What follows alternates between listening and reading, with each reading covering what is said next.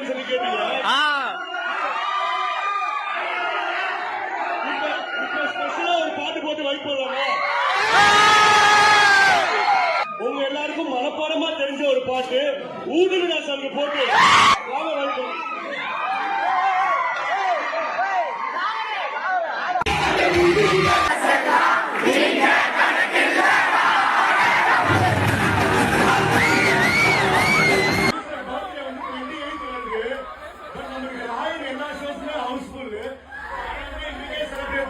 Vadachennai Puduppettai